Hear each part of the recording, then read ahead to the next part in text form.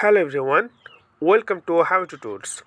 And in this video, I'm gonna share with you how you can fix that when someone reblock your status or post on Mastodon social app, but you are not able to receive any notification from them. So how can you fix this? So now let's begin the tutorial. So here you can see Mastodon social app. So click on your Mastodon. Then go to here top right corner on your screen.